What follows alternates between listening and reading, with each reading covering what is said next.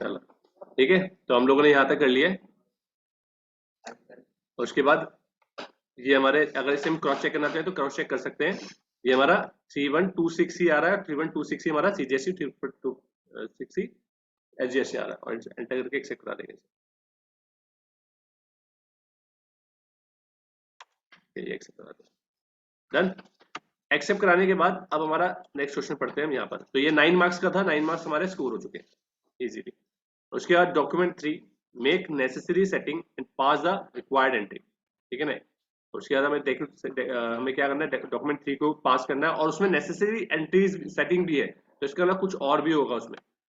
तो हम लोगों ने इस डॉक्यूमेंट को खोला, डॉक्यूमेंट नंबर 3 को, हम नीचे गए और डॉक्यूमेंट नंबर 3 हमने देखा, तो इसमें नजर आया कि हमने अब कोई सामान किसी को बेचा है, क्योंकि सेलर हम है अब और परचेजर कोई और है, बायो क्लिनिक है, तो हमने उन्हें सामान बेचा है इसमें। और नीचे तक अगर हम पढ़े तो एक नीचे लाइन दे रखी है, 2% monthly simple interest will be charge after credit period, मतलब अगर टाइम पे पेमेंट हमारे पास नहीं आई, इस पार्टी से हमने बोल दिया है, तो 2% हम आपके पास इंटरेस्ट चार्ज करेंगे, ठीक है, तो वो भी सिंपल इंटरेस्ट। तो अब हम इसकी कैलकुलेशन करेंगे और मतलब इसकी एंट्री करेंगे और उसमें सेटिंग भी पास करेंगे। देखो कैसे करेंगे इस पॉइंट को, हम सेल करेंगे, डेट डाली हमने 2/3, ठीक है, पार्टी बनाया bio clinic, debtor, enter enter. यहाँ पर क्योंकि इसे परसेंट, क्योंकि हमें इसे इंटरेस्ट भी लगाना है, तो हमने इसे जरूर, हमने इसे टाइम दिया होगा, इतना टाइम कितना पेमेंट होनी चाहिए, इसका मतलब 15 दिन का हमारे पास टर्मिंग, हमारा टर्म पीरियड कितना है, 15 दिन का है, तो 15 डेज यहाँ पे डाले, पॉइंट एंटर करके गए। यहाँ पे एड्रेस आपके पास क्योंकि इसका गिवन है, तो आप यहाँ पे डाल सकते हो, तो आप यहाँ पे डाल दो, ठीक है, और ये उत्तर प्रदेश का है, तो हम इसे पेस्ट कर देंगे, एंटर एंटर। यहाँ पर क्योंकि GST का रूल आएगा, तो उत्तर प्रदेश यहाँ पर डाला हमने, पिन कोड नंबर भी डाल दिया 208002, एंटर एंटर एंटर एंटर। यहाँ पर हमने उसका GST नंबर डाल दिया, ये उसका GST नंबर है, तो हमने GST नंबर कॉपी करा और यहाँ पे GST नंबर भी पेस्ट कर दिया, पेस्ट कर दिया, ठीक है। फिर यहाँ पर हमने सेल्स का लेजर बनाया, सेल्स, ठीक है, इसमें नोट कर दिया, नो कर दिया, और एंटर करके इसमें GST इनेबल करके इसे गुड्स के लिए बता दिया कि सेल्स गुड्स के लिए इस्तेमाल करेंगे।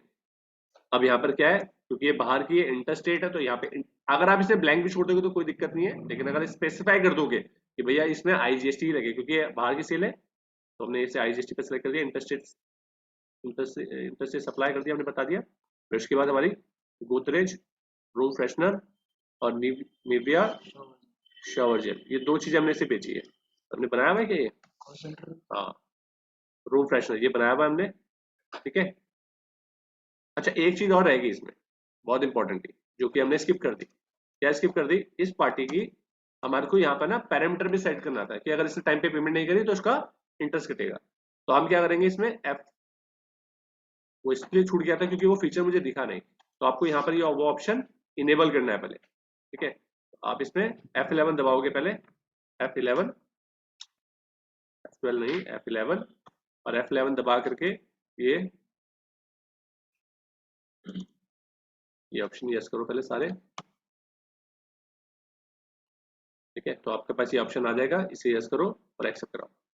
जैसे आप इसे एक्सेप्ट करा दोगे तो हर लेजर, जब भी आप कोई लेजर बनाओगे तो उसमें ऑप्शन आएगा, तो लेकिन जिस चीज के ऊपर इंटरेस्ट लगाना है, जिस जिस लेजर के ऊपर आपको इंटरेस्ट चार्ज करना है, वही आप उस पर ही इस ऑप्शन को यस करोगे। तो हमें इस पार्टी के ऊपर इंटरेस्ट चार्ज करना होगा, अगर इसने टाइम पे पेमेंट करी तो इसमें यस करेंगे, इसका पैरामीटर सेट करेंगे, क्या कैलकुलेशन हर ट्रांजेक्शन हो, यस। इसकी भी डिटेल में पूरी क्लास बना चुका हूँ, उसके मैं भी ये चीज डाल रहा हूँ। अच्छा इसमें एक एडवांस का नहीं आ रहा है, तो आप इसमें F12 दबाओ, और एक एडवांस पैरामीटर का अगर ऑप्शन खोलना है तो ये भी खोल सकते हो, इतना ज्यादा आपको दिखने लगेगा।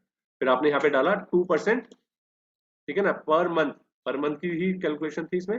अगर आप ये देखोगे तो नीचे दे रखा है 2% मंथली सिंपल इंटरेस्ट है, तो इसीलिए मैंने यहाँ पर 2% और 30 डेज इन अ मंथ में कर दिया। और इसके डेबिट बैलेंस भी कटना चाहिए, तो डेबिट बैलेंस ऑलवेज यहाँ पे ड्यू डेट उसने बोला है, क्वेश्चन में गिवन है कि कैलकुलेशन जो चार्ज होगा आफ्टर क्रेडिट पीरियड, जो भी हमने जितना भी उसका क्रेडिट पीरियड दे रखा उसके बाद कैलकुलेशन स्टार्ट हो, तो ड्यू डेट स्टार्ट करेंगे, नॉर्मल राउंडिंग 1 और एक्सेप्ट करा देंगे। अब हमारी पूरी सिचुएशन खत्म हो गई जी। दूसरी कंपनी का एड्रेस आ गया मतलब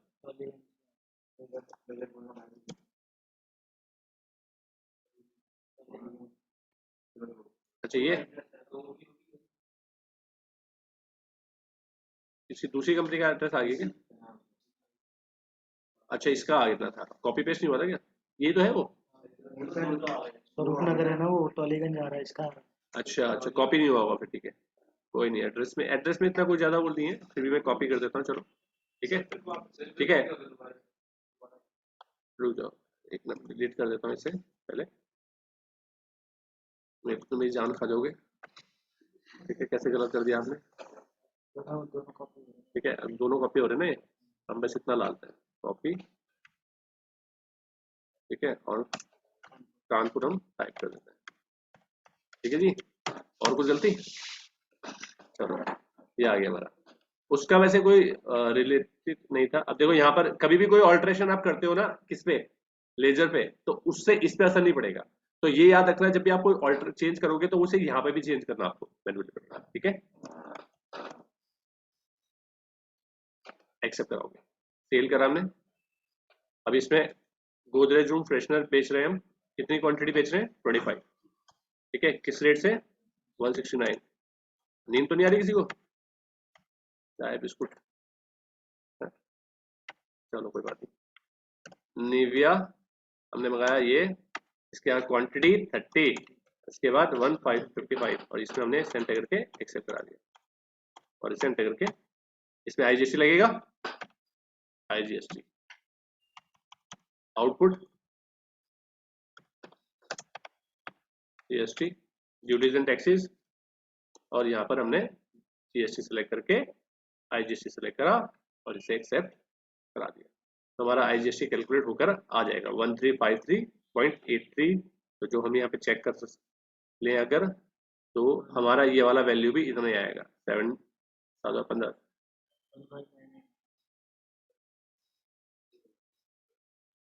कम हो रहा हमारा,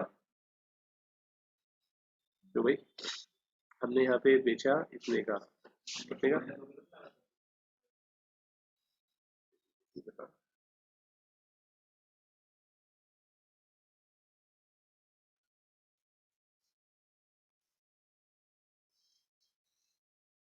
हमारी वैल्यू, अच्छा इंक्लूसिव में डाल दिया ना मैंने यहाँ पर, इसमें इंक्लूसिव वाली वैल्यू खुली हुई थी, ठीक है इंक्लूसिव वाला सेक्शन खुला हुआ था, तो यहाँ पे ना डाल करके मुझे यहाँ डालना था, ठीक है क्लियर।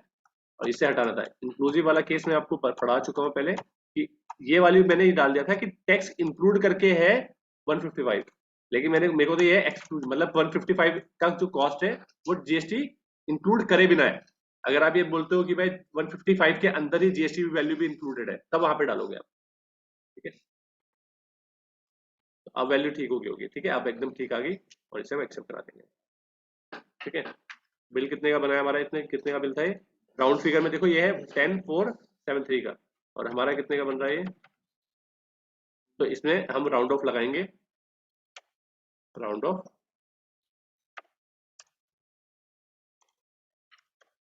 इनडायरेक्ट एक्सपेंसेस, मतलब इस असाइनमेंट को करने के बाद ना आप पक्के अकाउंटेंट बन जाओगे, हैं पॉइंट नहीं बनोगे, हैं नहीं बनोगे ना, मुंडी हिला रहे हो, अरे बन जाओगे भाई, ठीक है। देखो नेक्स्ट शिवा देखो, अब बात आती है ये वाला काम हो गया, देखो ये दो चीजें हमने करी और इससे हमारे 12 मार्क्स स्कोर हो गए, सेटिंग करना और एक 9 मार्क्स की एंट्री। उसके बाद है 2 मार्च 2019 को कंपनी ने पेड करा TDS amount to the government, government को पेमेंट करा, टीडीएस पेमेंट करा, जो हमने टीडीएस काटा है वो गवर्नमेंट को पेमेंट करा, तो देखते हैं इसकी पेमेंट करते हैं, ठीक है। तो हमारा ये वाला पार्ट हो गया। अब हमारे को टीडीएस की पेमेंट करनी है, तो हमारे को इन्होंने बोला कि 2 मार्च 2019 को कंपनी ने पे करा TDS amount to the government, तो अब टीडीएस की पेमेंट कर देते हैं। ये तो बहुत इजी क्वेश्चन है, अब इसमें तो बल्कि टाइम भी लगा है, और ये मार्क्स का है भी कितने का, ये है 6 मार्क्स का, और क्वेश्चन कुछ भी नहीं है इसमें, मतलब इसमें कुछ करना ही नहीं है, आपको क्या करना है पेमेंट वाउचर में गए आपको कुछ नहीं करना, आपको डेट डालनी है, एक तो डेट उन्होंने सेकंड मार्च ही यहाँ पर, और ऑटो फिल करना है। जैसे आप ऑटो फिल करोगे स्टेटमेंट आ जाएगा टीडीएस, और वो टीडीएस आपने जो काटा था वो कौन से टाइम पीरियड का था, वो 2 फरवरी का था, तो इसका मतलब फरवरी का होगा आपका। अब इसमें आगे तो हम बढ़ नहीं सकते ना, क्योंकि तो एजुकेशन मोड है, तो आप इसमें क्या डालोगे, 1 मार्च, मतलब 2 मार्च तक डाल दो कि 2 मार्च तक जितना भी टीडीएस हमने डिडक्ट करा है किसी भी कंपोनेंट में वो सारी डिटेल आ जाए। 2 मार्च तक फिल डेट, तो अपना आप आ गया 94(6) का सेक्शन था, ठीक है। पेमेंट हमने करी, यहाँ पे करा, तो ऑटोमेटिकली देखो वो 3700 जो टीडीएस कटा था उसकी पेमेंट हमने कर दी, और इसे एंटर करके एक्सेप्ट करा दिया। चेक नंबर यहाँ पे मिला 125,899, वेरी गुड, ठीक है। तो हमारा कंप्लीट हो गया। तो ये हमारे इतना करने के बाद हमारा 6 मार्क्स की भी स्कोर हो गया। इसके बाद है open, now open document number 4 and pass the necessary entry. तो डॉक्यूमेंट नंबर 4 भी देख ले कि भाई उसमें कौन सी महाभारत है। तो हमने देखा कि डॉक्यूमेंट नंबर 4 में दिख रहा है कि हमारे पास, हमने किसी को, बायर कौन है, द कलेक्शन, और हम कौन है, सेलर। लेकिन इस केस में हमने गुड्स नहीं बेचा, हमने इसमें सर्विस दी है, कोरियर सर्विसेज। तो इसका मतलब सेल का बिल जाएगा लेकिन कोरियर सर्विसेज का जाएगा। तो हम ये क्या करेंगे, इसमें सेल्स की एंट्री करेंगे। तो ये हम कहाँ पे करेंगे, सेल वॉच में करेंगे। F8 दबाया, डेट डली, कहाँ से तो ऐसे दे रहे हो जैसे पता नहीं कितना थक गए होंगे, बोल मैं रहा हूँ, ठीक है। 31/3, यहाँ तक आवाज आ रही है। इतना तो सांप जब फुटकारे मारता होगा ना उसकी आवाज नहीं आती होगी जितनी तुम लोग यार। ठीक है, अब देखो, अभी मैंने बोला था ना, जितनी ज्यादा जो चीज जितनी ज्यादा क्या होती है, कड़वी होती है, जिसमें जितनी ज्यादा मजा नहीं आता ना जिस चीज में, वो उतना ज्यादा फायदेमंद होती है। और कड़वी दवा बहुत ज्यादा इफेक्टिव होती है ना, उसी तरीके से ये है करेले का जूस पिएगा बेटा। ठीक है, तो हम यहाँ पे डालेंगे अब क्या, द कलेक्शन। पार्टी का नाम डाला हमने the collection, sundry, letter, enter करते हुए गए, और यहाँ पे इसमें टीडीएस का तो कोई रोल नहीं है। एंटर एड्रेस हमारे पास है इसका, तो वो हम यहाँ से ले लेते हैं, कॉपी करा, कोलकाता का ये भी, तो वेस्ट बंगाल ही रहने दिया हमने, एंटर, और ये हमारा आ गया 700017। ठीक है, यहाँ पर हमने इसका जीएसटी नंबर डाला, इसका जीएसटी नंबर है दिस, क्योंकि इसका पैन नंबर भी गिवन है तो पैन नंबर भी डाल देंगे हम। हालांकि पैन नंबर की जरूरत नहीं है अगर आपको जीएसटी नंबर गिवन है, ठीक है, उसके उसी में आपका पैन नंबर भी होता है जीएसटी नंबर में, लेकिन टीडीएस में इंपॉर्टेंट होता है, इसलिए मैंने कुछ पार्टी में डाला कुछ पार्टी में नहीं डाला, और एक्सेप्ट करा दिया। नहीं, अगर आपके पास नहीं है बैंक डिटेल तो मत डालो, ठीक है। उसके बाद यहाँ पर हम डालेंगे, अब ये क्या है, ये हमारा आइटम इनवॉइस मोड पे नहीं होगा, ये होगा हमारा अकाउंटिंग इनवॉइस मोड पे, क्योंकि ये हमारे सर्विस का केस है। तो हम यहाँ पे सर्विस पे गए और यहाँ पर हमारा अकाउंटिंग इनवॉइस मोड पे गए, ठीक है। तो यहाँ पर अकाउंटिंग इनवॉइस मोड पे चेंज करके डेट हमारी क्या है, 31 मार्च, एकदम परफेक्ट, एंटर करा, और यहाँ पर कोरियर सर्विसेज, ठीक है। हमारे लिए क्या है, अभी हमारी देखो डायरेक्ट इनकम है, अगर हम इसका कारोबार करते हैं, मतलब ये हमारा ट्रेडिंग वो है, मतलब हमारा मेन प्रोडक्ट है, हम इसे कोरियर सर्विसेज प्रोवाइड करते हैं, कोर प्रोडक्ट है हमारा है, तो डायरेक्ट इनकम आ जाएगी, नहीं तो फिर इनडायरेक्ट। अभी मैं कोर प्रोडक्ट लेके चल रहा हूँ क्योंकि इसमें कोई स्पेसिफाई नहीं है, तो मैं कोर प्रोडक्ट लेके चल रहा हूँ, इसमें डायरेक्ट में डाल दिया, इसे नो, एंटर, यहाँ पे जीएसटी एप्लीकेबल करना है, इसे यस करना है, और यहाँ पर इसे फिर लिखना है कोरियर सर्विसेज। अब इसमें आएगा सैक नंबर इसका, तो सैक नंबर क्या है इसका, SSC number, service accounting code, ये हमने यहाँ से कॉपी करा और यहाँ पर पेस्ट करा, ठीक है। यहाँ पर आप स्पेसिफाई करना चाहो तो कर सकते हो टैक्सेबल, और कितना परसेंट है इस पर टैक्स, तो इन्होंने कहीं पे भी डिफाइन नहीं करा, कर रखा, नीचे करा हुआ है, तो यहाँ पे दे रखा है 99%, मतलब 18% हमारा जीएसटी पे लगा, तो 18% लगाया और एक्सेप्ट करा दिया, और एक्सेप्ट करके एक्सेप्ट करा दिया, ठीक है। इंक्लूसिव में नहीं डालनी है हमारे को, हमें एक्सक्लूसिव डालनी है 449।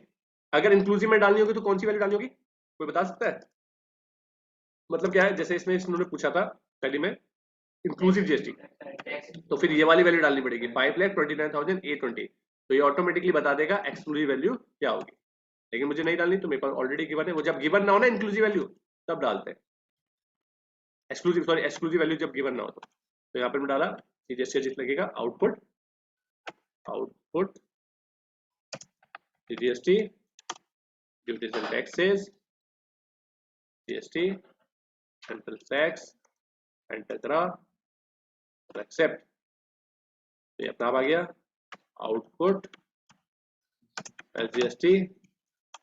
तो इस प्रोजेक्ट ने पता नहीं क्या क्या चीजें हमसे करवा ली, हर एक चीज ने हमसे करवा लिया, टीडीएस भी कर दिया हमने, एंट्रीज भी कर ली, लेजर क्रिएशन भी कर लिया, जीएसटी भी कर लिया, और क्या चाहिए, गंगन आया है, ठीक है, ये आ गया हमारा। तो हमारा ये हमारा अगर इसे देखें तो 40,410 एकदम कैलकुलेट हो गया, एकदम ठीक आ रहा है, करेक्ट। ये वाला क्वेश्चन भी हमारा हो गया और हमारे पास हमारी झोली में 8 मार्क्स और आ गए।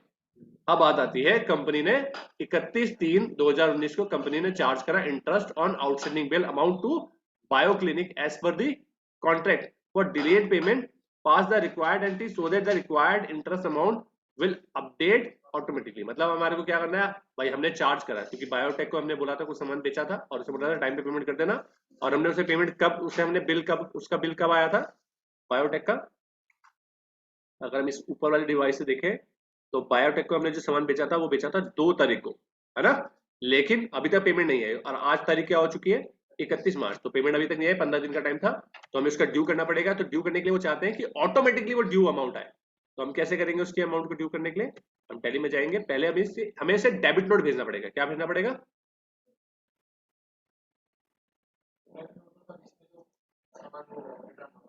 है?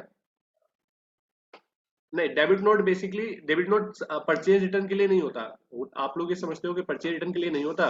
डेबिट नोट मतलब होता है कि आप जब आप किसी के अकाउंट में ये बोलते हो कि मैं आपसे इतना पैसा और चार्ज करूंगा, वो रीजन किसी भी रीजन क्या हो सकता है, वो रीजन परचेज रिटर्न हो। परचेज रिटर्न में भी तो आप यही बोल रहे हो कि जो सामान मैंने आपसे सामान खरीदा था उसकी मेरे को आपको कुछ पेमेंट 1 लाख रुपए पेमेंट करनी थी, जिसमें से मैं 20,000 का माल आपको वापस कर रहा हूँ, तो इसका मतलब 20,000 रुपए का डेबिट मेरा अब तुम्हारी तरफ निकल रहा है, मैं आपसे पैसे लूंगा, या आप मुझे पैसे देना या आपके पैसे में से मैं आप काट लूंगा, जो मुझे 1 लाख रुपए देने थे अब मैं आपको 80,000 रुपए दूंगा, तो वो डेबिट नोट होता है। डेबिट, इस केस में क्या है, हम आपको इंटरेस्ट चार्ज कर रहे हैं, वो भी एक डेबिट नोट है। डेबिट नोट मतलब हम आपको डेबिट कर रहे हैं, अपने अकाउंट में डेबिट कर रहे हैं, हमको इतना पैसा आपसे और चाहिए, एक नोट बना के दे रहे हैं, ठीक है।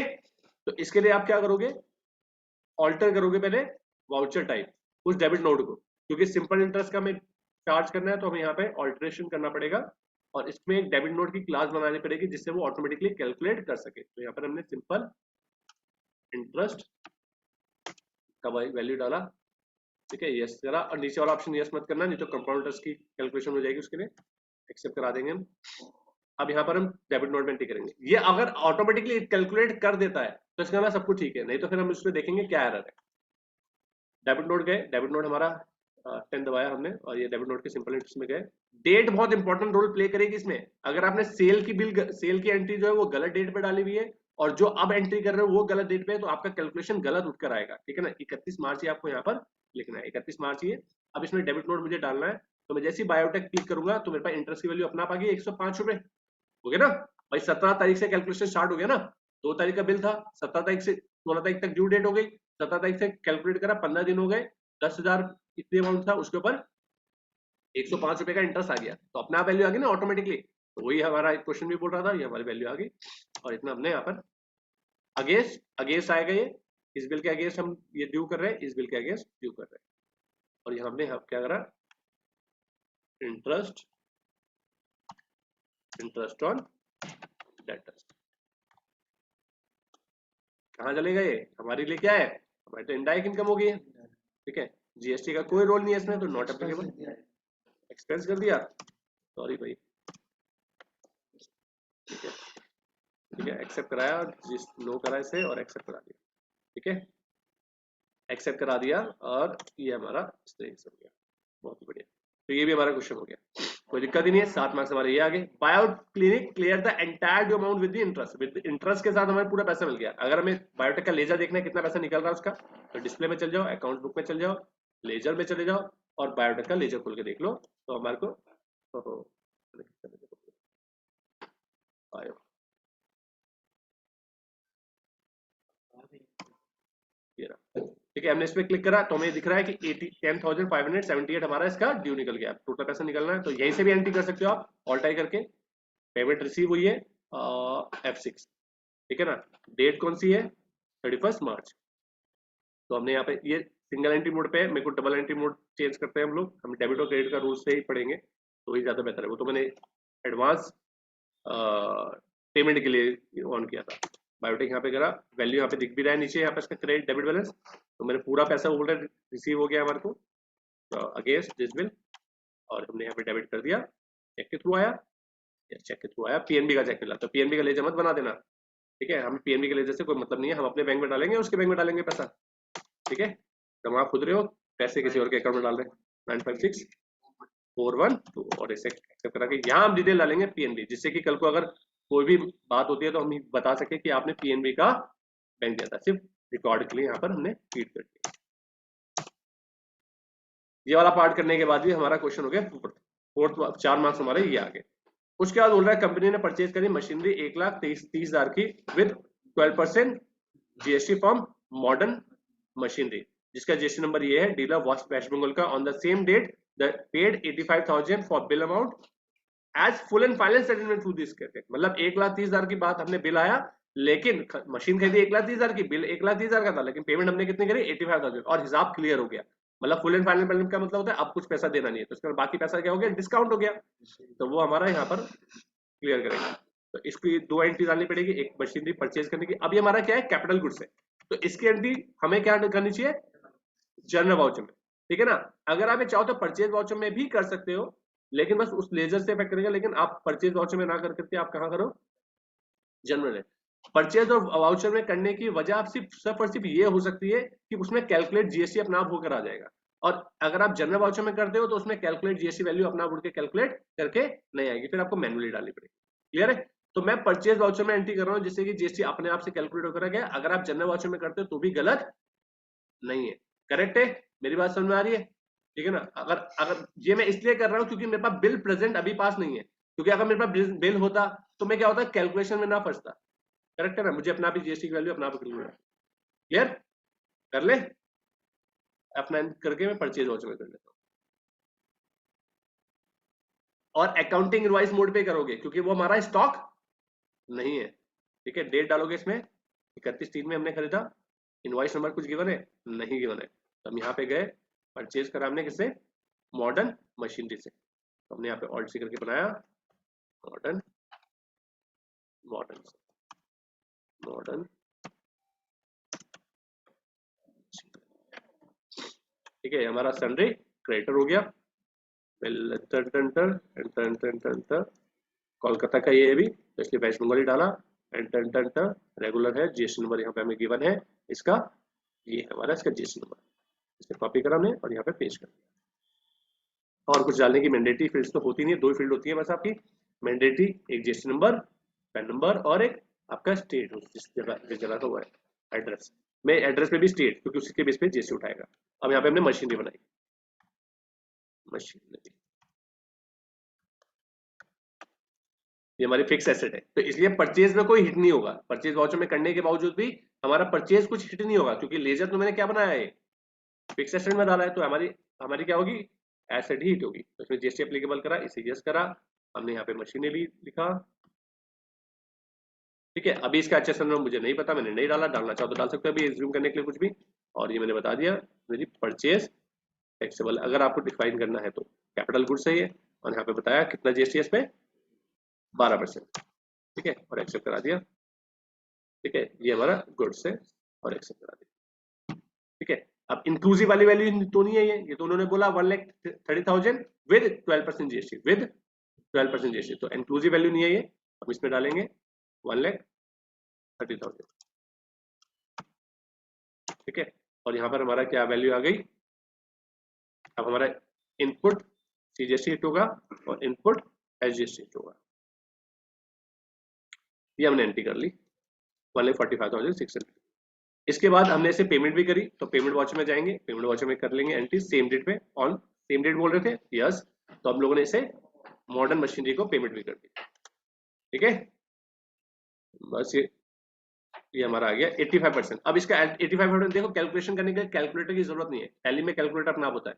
और सबसे इंपॉर्टेंट क्या है, एक तो होता है कैलकुलेटर, पहले कैलकुलेशन करो, फिर उसके बाद यहाँ पे टाइप करो। आप ये चाहते हो कि जो भी मैं कैलकुलेशन करूँ उसकी वैल्यू ऑटोमेटिकली यहाँ पे उठकर आ जाए, तो इसी जगह पे जहां पर ये है ऑल्ट सी दबाना है। जैसे कोई भी चीज क्रिएट करने के लिए क्या होता है, ऑल्ट सी तो होता है। तो आपने यहाँ पे कैलकुलेटर नीचे खुल गया, अब यहाँ पे डालो 145600, ये वैल्यू है ना, मल्टीप्लाई बाय 85%। जैसे इसमें क्लिक करो, एंटर करोगे, ऊपर वैल्यू आ जाएगी, आगे वैल्यू ऊपर, करेक्ट है ना। तो ये वैल्यू हमारे लिए फायदेमंद होगी, तो हमने यहाँ पे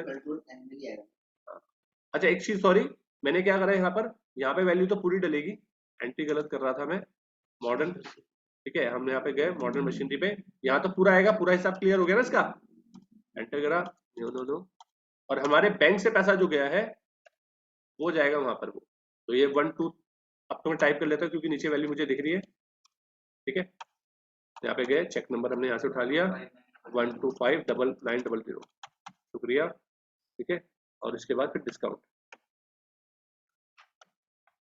पर चाहिए। ठीक है, हमारे लिए इनकम है वैसे तो ये, ठीक है, डायरेक्ट इनकम, जीएसटी एप्लीकेबल की कोई जरूरत नहीं है, नॉट एप्लीकेबल, एक्सेप्ट करा दिया।